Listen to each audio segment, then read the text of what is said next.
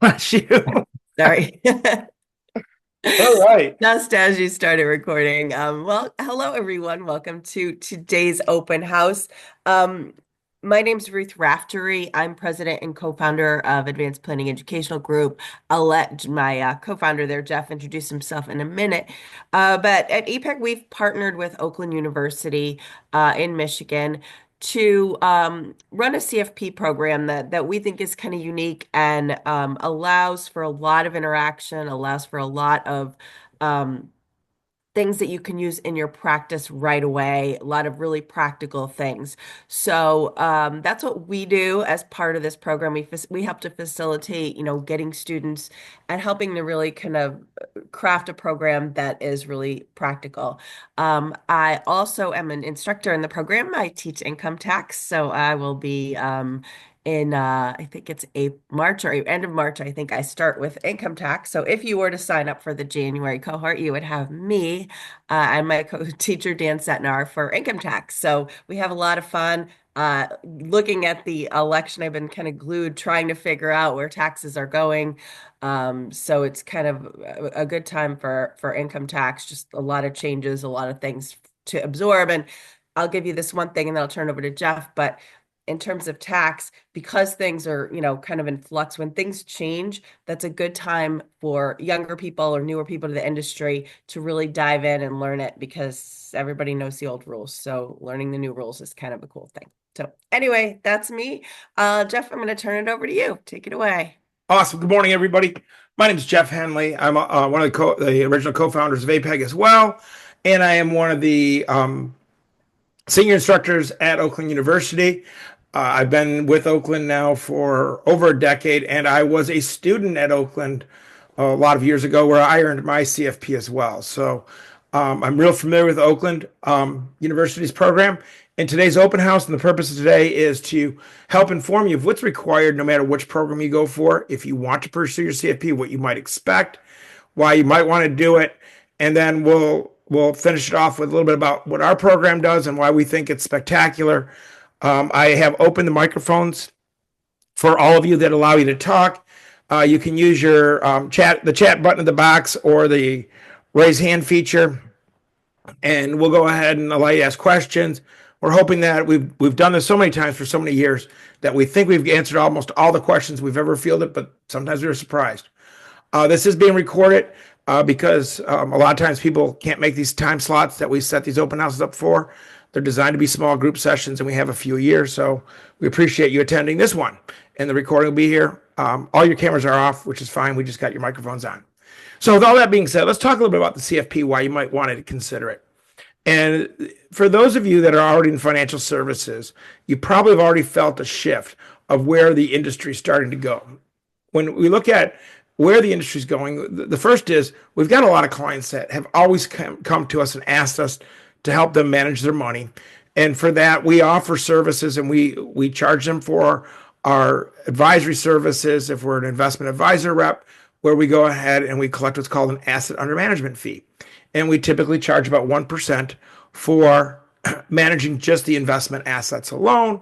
And any financial planning we do with a client is generally incidental and normally done to make sure that we're complying with all of our regulatory responsibilities and our duties to our client to make sure they're right. And we're paid for that. And for the longest time, clients were satisfied with that because there was a lot of room for error in a lot of retirees scenarios because people were retiring with pensions that would carry them, coupling that with Social Security. Normally, their post-retirement income was pretty close to their pre-retirement income, which meant their investments were a little bit easier and a lot less stress. But as pensions have gone by the wayside and people are retiring and they're living for 30, 35 years in retirement, a lot has increased in what services they need from us. And they need us to help to make sure we're stretching less resources to produce more income and to get us through. So another area where we help families is in that arena. We might use an annuity, we might use life insurance, and for that we're compensated on the transaction itself. And so the final area where the industry is going is we're doing more financial planning for families. We're trying to get the most out of the resources they have. We want to make sure we don't lose it. We want to increase their net worth. And that's the goal of our comprehensive financial planning is helping them accomplish as many of the outcomes as we can get to them. And a big chunk of the way we do that is in financial services, we recognize that there are five distinct segments in a family's financial plan. There's an estate plan, there's a tax plan, there's an insurance plan, there's an income plan. And normally they're run by different people. The estate planning is done normally by the attorneys like Ruth, who's an estate planning attorney. The tax planning, if there's any tax planning actually done, is done by the CPA, also Ruth. Yeah, she's getting a lot of credit early on. And then we have the investments and insurance. Obviously, we have insurance agents and investment advisor reps. And then income planning has always been kind of one of those battleground states between insurance and investments. Um, and so the problem is they're normally done in a vacuum where they're done without connecting each other. So our goal in financial planning is to take those five disconnected segments and connect them. And the CFP is the place where we gather all the knowledge we need to do that and do that effectively. The CFP is an amazing designation and it recognizes the knowledge that we have. So it's important to recognize the CFP itself is nothing more than recognizing the knowledge that we've acquired. And so when we get our CFP, what's really involved? What is a CFP? Well, first of all, the CFP started by a bunch of insurance guys back in 1969. Good year. It was one of the best years in this nation's history. Both Ruth and I were born that year, so it's kind of a good year for us. But the CFP started in 1969 as a way to increase education so that financial advisors of the time, insurance agents at the time, would be more equipped to help clients do a little bit more planning. It kept evolving. The CFP board was established in 1985. It disconnected from any university, any particular program out there, and it went ahead and it formed its own organization where it received the ability to seek out accreditation for its designation, and it went across the board. And there's a national commission for certifying agencies, and the CFP has been approved under that, and it's held to a rigorous standards. And the CFP board's job is to make sure that people stay competent in delivering financial planning services and that they meet the ethical standards of the CFP board. So moving on from that, it's important to understand the CFP maintains the standards of the certification. They are very rigorous in how they maintain the standards. And a big part of that is to make sure that people are competent in financial planning. To make sure people are competent, there are 4 E's that are needed to get the right to use the CFP designation. And the competency element comes from the first E. The first E is the education. Any person that's going to sit for a CFP must demonstrate they have advanced education, postgraduate level education in the 5 key segments, which are risk management, investment planning, tax planning, retirement savings, also known as income planning, and estate planning. Beyond that, they also want to make sure you understand the general principles of financial planning. They understand the conduct and the ethical regulations and the rules that are in place. And now the biggest thing is to prove that you have an understanding of the psychology of financial planning and the behavioral elements. So behavioral under the psychology of financial planning has become a major part of the CFP as well. When a student has gone through and acquired all of this knowledge in an approved CFP program, they sit for a final item, which is called the capstone course. And the capstone course demonstrates that the person commands knowledge from the other segments. And so they're given a case to build out a financial plan for and present that financial plan. And that's all taught. And then the capstone course, an instructor reviews the financial plan to make sure that it meets the CFP standards. Now, there is a second pathway to bypass some of the education requirement. And that secondary path comes from people that already have a CHFC, a CLU, CPA, JD, and they can challenge the exam. And if they've already done that postgraduate work in their area of specialty, they have the ability to challenge the exam and just take a capstone course to create a financial plan. Unfortunately, a lot of the people that attempt to challenge the exam that have never sat through the educational requirements, and again, you have to be eligible to challenge it, they take the capstone course on their own, they sit for the exam, and oftentimes they don't make it through the national exam, and as a result, they bring down the average results. So that is out there in the education element. Now, can I just jump in for a sec, Jeff, and yes. say, as a JD CPA and as someone who's sat through most of these CFP classes, they're not easy and they're not things that you would normally learn in a legal program or a CPA. So there's a lot to the CFP. There's a reason why it's such a distinguished credential in the financial world. So It's not, I would never attempt after having sat through the classes, even though I have a JD and a CPA to try to challenge it because you wouldn't know those types of things that you learn in this program. So Yep. anyway, that's just my 2 cents. And as a CPA and attorney, she's got the right to shit. So anyway, moving on. Once you've mastered your education, the second E in the 4 E's is the examination. The CFP board has a nationally administered examination administered in multiple cities around the country. Almost every major city has it. And the CFP board recently, in the last several years, went ahead and they standardized the exam so they could be deployed this very same way that people in the industry would earn their Series 7, their Series 6, or any of the series exams, or even their insurance license. In Michigan, we use Prometric. And the way it works is we just go in, we spend an entire day testing. The test is about 8 hours long, 170 multiple choice questions in a very rigorous controlled testing environment.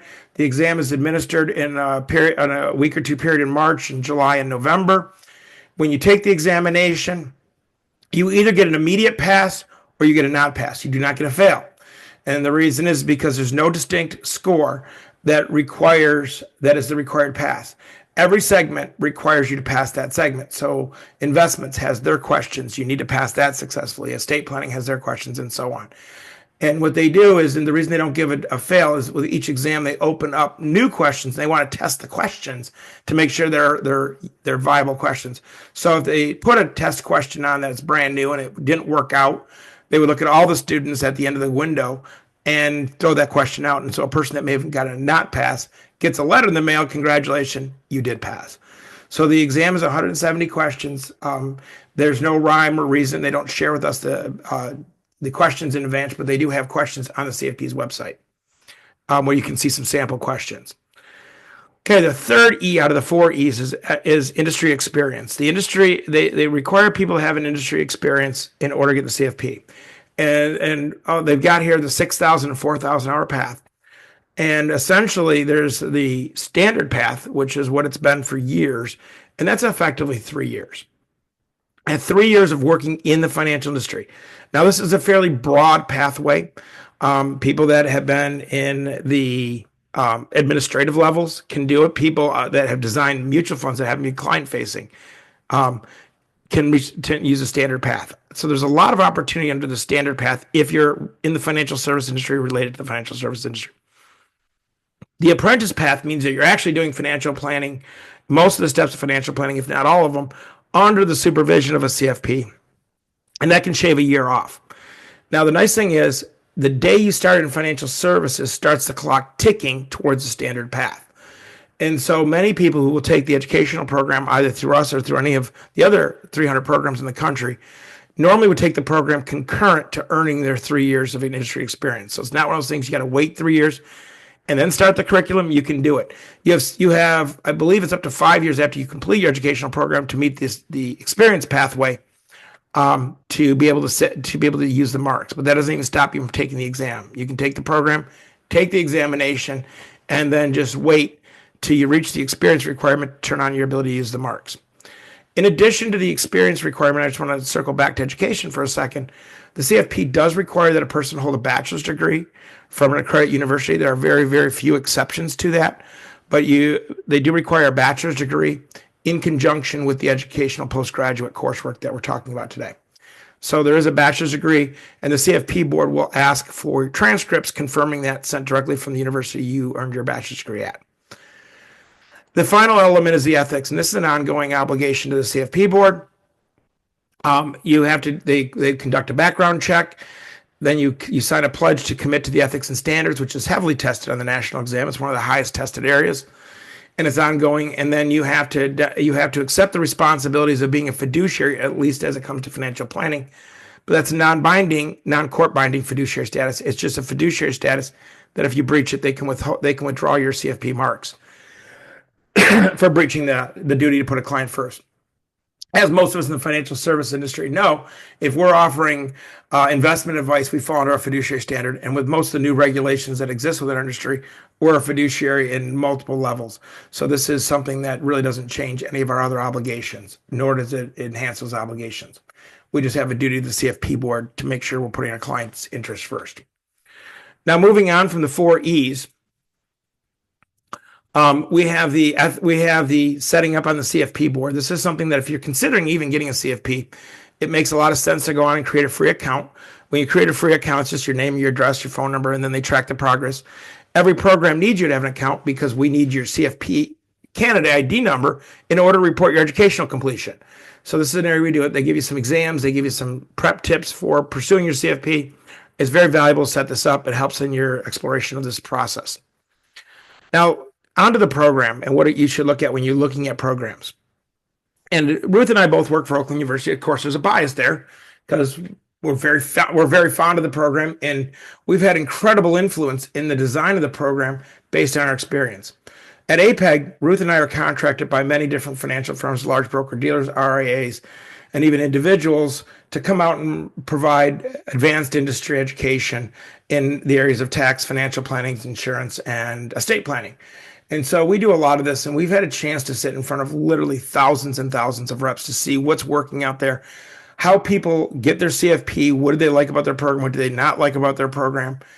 And we've had a chance to take all of that industry experience and bring it back to our relationship with the university and really design this program around the needs of the student. And so this is really geared not around traditional university education, but more around how do we take experienced advisors or people that are working and give them a program that's usable and can work within their schedule and is still something that keeps people accountable.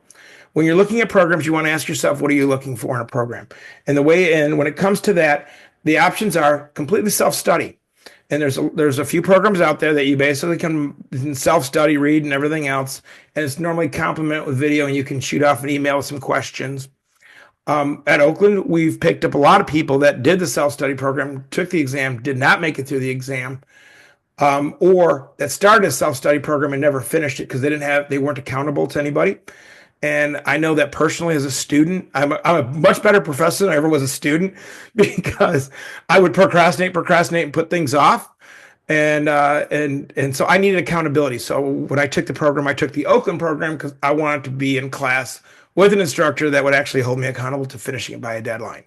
The self-study programs don't deliver that. Beyond that, there's online programs, and the online programs vary greatly. Many of the larger online programs that are really well known in the industry are really good programs. I don't want to dismiss any of them. They're great programs, but they handle a huge bulk of students in their program. And many people have come back to us and said, I feel like a name and number. I can watch the video while the instructor's teaching it, but I got to type my questions in a chat box, and then eventually get around to it. And there's no interaction between the students and the instructor other than the chat box. Our online program is different, as we'll cover in a second. And then the third type of program is where Oakland was born, and that was the live program. When you're looking at programs, there's many universities and schools that offer both an undergraduate and postgraduate studies right in your hometown. If they offer it, for example, Michigan has 3 or 4 universities that offer a CFP curriculum, and you take it right on campus. Oakland was one of them, and we taught it online for 35 years. Or I taught it in person for 35 years. And the classroom environment is fun, but you got to drive there, park, go in, deal with the weather, get in position. You don't get any snacks unless you bring them in your bag, in which case you better bring enough for me to share. And so we want you to make sure that, that's the in-class experience. And Oakland still is exploring, do we return to the in-person sessions? But for now, we're staying online, something we did during the pandemic. It's caught on, and we've expanded our reach to cover the nation. One of the things to point out there too is, when you're live, you can only draw from people who can drive to your location. But we've had students from all over the country. We had somebody in the Virgin Islands. We had people in California. So there's a really cool, diverse group of people that are online with each cohort. Yeah. And then we go, so let's talk a little about the Oakland program. Our financial program is one built on legacy. As I mentioned, I was a student in the very program I teach in now. Many of the instructors there were students in the program. And then our program runs with 2 instructors in every class or more, which means there's a senior instructor, and then there is an instructor that's supporting them and learning. And the idea of that is that we create a heritage of passing down best practices from instructor to instructor. Many other programs will bring in instructors, teach a couple classes and move on, but there's not that continuity of instruction. Our program is designed around the continuity and the legacy of our experience, which means that we found what works and we do more of it. And the things that were not so successful, we look at it and scratch our heads and say, that look good on paper, but we move on and we change it up. And so we're constantly evolving the program, and that changes how we do it. Now, our program is designed to build a community within the class, and we do that through the cohort structure, which means that we run with essentially 2 cohorts a year. We follow the university schedule. We bring people in the fall semester, which starts in September, and the January semester. And we run the courses over a 12-month period. And so generally the core of the group could be together for 4 or 5 classes. And then some people that start in January, they'll be on their own for a little bit at the end with new students. And then the fall ones will have some new students in January. There's some overlap between the cohorts, but the idea is to have essentially a community that's working together and growing together. We keep everyone on track in that. The faculty is a well-united, close-knit group. You'll find us joking around with each other. We try to actually make the program a lot of fun. My first rule in life always have fun. And we try to implement that in some of the classes. Some may do it better than others. Most people would say my jokes aren't all that great, but we'll try. Now, the way we do it is we run this over a 12-month period. It's an executive program. It does move along at a fast pace, but we run it over a 12-week period. We run with a weekly schedule on Wednesday nights, 6 to 9:30 at Eastern time. We do take breaks around the holidays. We don't hold a class right before Thanksgiving. We don't do it during the Hanukkah or Christmas holidays. We try to avoid the holidays. And we're respectful that people have lives. I've got 3 children myself. Ruth's got 3 daughters. We've all got families. We got family obligations. We have career obligations. We do have a 75% requirement to attend in person, which means out of the 8 weeks of each class, you're welcome. If you need to have a couple weeks of different things that happen in life, no problem. Go ahead and take those, and we record each session. They're on the dashboard at the university to go back and watch. Whether you sat through the class and said, that was interesting, I want to watch it again, or you missed that session, we're good to go. Each of the classes in the 12-month period are graded individually, so you see how you're tracking your progress. And then the real crux of the whole program, this is something that while you're looking at your options, you keep this in mind. The educational requirements postgraduate advanced studies. There's stuff in there that we know many people will never use in their practice, but you could need that knowledge to do it because one, the CFP board recognizes it, and 2, as your practice grows and builds, you're going to find that you need that knowledge. So you want to make sure you got the education material. But the second thing, this is where Oakland excels, is we look over and say, read your book for the chapter. We're going to cover that content, but we're going to cover it with a different angle than the book did. We're going to cover it from a practical perspective that's giving you information that you can literally use the very next day. I just completed my estate planning class last week, and the student comments and feedback is coming in. And actually, one of the partners of one of the students called up and said, I listened in on the class for one night. Oh my gosh, I literally had a client the next day with that topic, and I used it. And so it's there to really make sure that people understand that this is usable the next day. And then it helps to build towards your exam. The Oakland program is also enriched because at APEG, we conduct national webinars with advanced subject matter. Ruth's doing a topic next month on the tax, what we might expect in the tax world post-election. In a couple weeks, we're doing an event on how do you plan for silver marriage with, 2 people coming together. And we include the video content of that within each curriculum. So we help to take it to the next level to even enhance it. And the other programs out there don't have that. Again, our faculty members are really long-standing. I've been involved in this program now, teaching for over 10 years and involved with the program in one way or another from student to this for the past 14 or so years. So we've got a lot of experience with the program, and we look over and we're here to help keep you accountable getting through it. Our instructors, again, we have 2 in each class. We have Don Denstedt and Mark Wise, who teach our investment course, income tax, and Ruth keeps people awake in tax. She actually makes tax fun, which is hard to believe. And she teaches it with Dan Setner, another former graduate. Both Mark and Don are former graduates of the program. Lewis is a graduate of the program, along with his co-instructor, Scott. Brad Kreiner's been teaching, again, the same as I have, for over 10 years, and Mark is a graduate of the program and been teaching for about 7 or 8 years. There's me, and my co-teacher is an attorney from the law firm Denton's. really knowledgeable in advanced estate planning for the uber wealthy, like $100 million or better. And so she brings a real neat spin to the curriculum. And then the financial plan development course, which is the last course to build out your financial plan and cover the catch-alls, the ethics and everything else. It's taught by me and Zach Parker and Greg Fortune, who is one of the oldest instructors in the program, not by age, but by experience. He actually wrote my investments textbook. And Greg is the person that reviews each of the financial plans, and he has a strong financial planning background. Everybody that's on this screen is an expert in the field for where they practice and have multiple years in their practice. So they're bringing real world experience. These people are not just academics sitting at some university. We're all adjunct instructors, which means we have day jobs in the industry that we practice in. Ruth's a practicing estate planning attorney, so she brings in her experience. And she has a strong background in tax planning, so she's bringing that as well. So these are the things that we bring to the table as instructors that differs from a lot of other programs. When you complete our program, as soon as you're done, you automatically qualify to receive the certificate, which is frameable. I still have mine on the wall. And this says you've completed the personal financial planning program. This was valuable to me because after I passed the curriculum, my wife was pregnant with my son, and I took a year before I took my exam because I was trying to be super dad during that time period. And so at least I had this to demonstrate. I completed the personal financial planning at a public university. Oakland University was a former subsidiary of Michigan State. If you watched March Madness this year, you saw that we almost made it to Sweet 16 with our Grizzlies.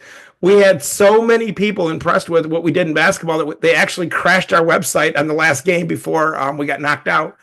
But Oakland University has approximately 20,000 students. It's a brick and mortar university in southeastern Michigan, formerly part of Michigan State University. It's been in existence since the early 70s. And so it's a longstanding. We have a medical school. We have, all the normal programs, plus we do the postgraduate financial planning. Your expectations on cost of a program. The price of the program for all the courses is bundle priced. It can be made over 3 payments. The normal price of the program is competitively priced at $5,100 for comparable online live programs. Through APEG and through your attendance today, you can be eligible for the $44.75 price, which shaves over $600 off the price of the program. We use the Kaplan textbooks. You can buy the online or the print version from them. They're purchased separately. And then if you decide you want to take a review course, that's done separately. And we help to advise you at the end of the curriculum where we might think that you might be a good candidate for which review program. Self-study, in person. There's a myriad of programs out there. And we've had experience with many of the great ones out there, and we'll help you to share how to get through that if it's something you even need to do. Our next program opens in the January start window, which is January 15th is the first class. Our enrollment is in, I believe, the middle or end of December. Closeout, and then there's some late enrollment options. I think there might be a fee increase. I'm not sure. But normally we want to get you into the program early, get you ready. And our goal is to get you done by December of 2025, the tail end of December, if not the very first week of January 2026. And we want you done with a couple months breathing room to study for the national exam. Again, why would you choose Oakland if you want to do it? We've got 40 years of experience and heritage built in our program.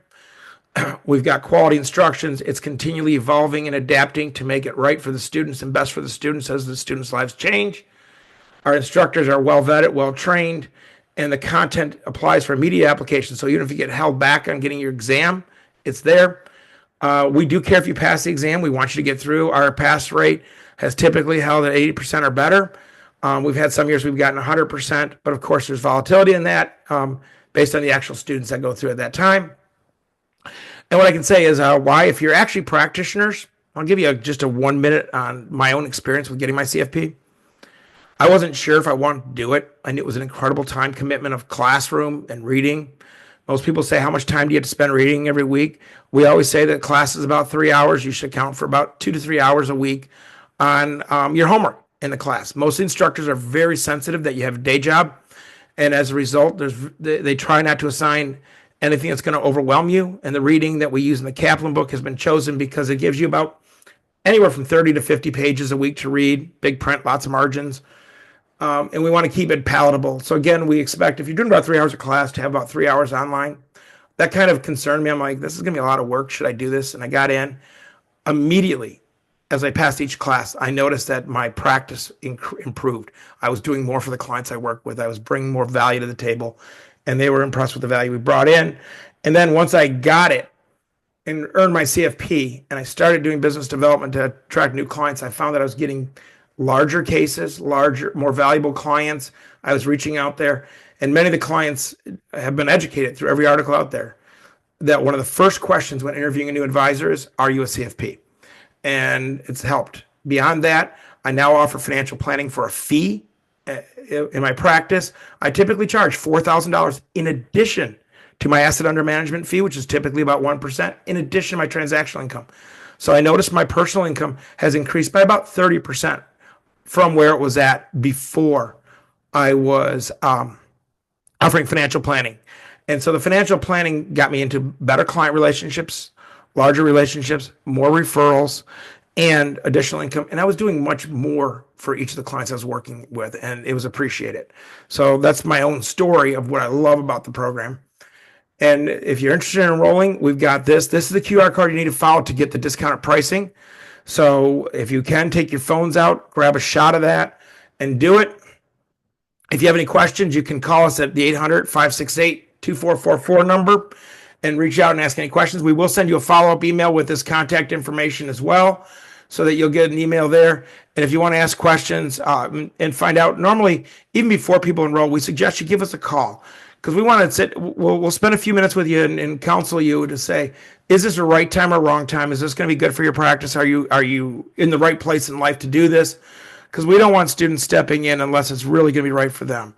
We want to make sure people complete the program. And if it means that, hey, look, this is a good time for you, take it now, great. If it's not a good time, we'll be the first to say, hey, look, why don't you think about next year or maybe the fall? So we're happy to consult with you on that without any obligation or cost, and we'll talk about the CFP as a whole. So there's our number. If you have any questions, I'm going to go around. We're wrapping up. We're exactly at the 30-minute mark. We get open to your mics. I'll address you individually. David, do you have any questions? By the way, good name. That's the name of my oldest son. No, I don't think so. All right, cool. All right, Corey, any questions for you, sir? No, I think I got it. All right. All right, Sophie? No, I don't think so, but thank you. You got it. And Jeremy?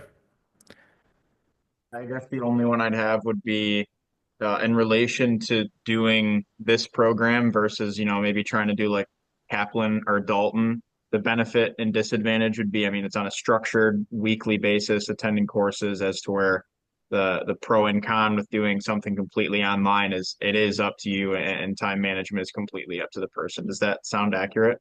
Very accurate. The key thing there, though, is when it's done standalone, you've got to watch it. You don't have the interaction. Normally what does come up, and Jeremy, great question. Thank you. I appreciate that. One of the things that really makes our program going really great is when you're in the virtual classroom online every Wednesday, is oftentimes great discussions will unfold about students will bring a client case from their reading. Hey, I just had this client. Let's talk about it. And we love live examples. So when a student brings in a case, most of the time we spend is going over practical situations, very much what the students bring in, and there's a lot of discussion back and forth between the peer group. And so we encourage that because that's what we want to pull out of the program. So you will not get that out of the self-study.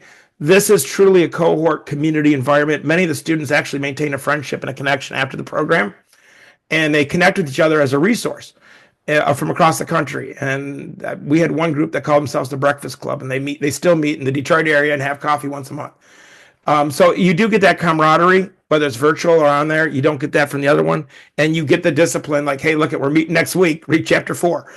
And so we keep you in tune with yourself, and we get you through. I can't tell you the number of people that take self-study that never, ever make it to the exam because they drop out. They lose the continuity. Because the work it's not easy material. There's definitely some involvement in knowing the stuff, and it's easy to say, I'll do it tomorrow. So thank you very much for the answer and the presentation. I appreciate all the info you guys got us. You got it. If nobody objects, we'll pop you each an email with the ways to contact us and see if there's anything that we can do to help you further your decision. If you choose to go to Oakland, we look forward to seeing you in the class. We'll have some fun together if we see you there. I promise you we'll have a lot of fun. As best we can learning. And so we hope to see you. If not, I hope that you do pursue your CFP because it's something that only 20% of the industry really hold. And it's really valuable. I can't stress enough how good it is for the families we serve. So with that being said, thank you all for attending. Bye, everyone. Have a great day. Okay. Bye-bye. Thank you too.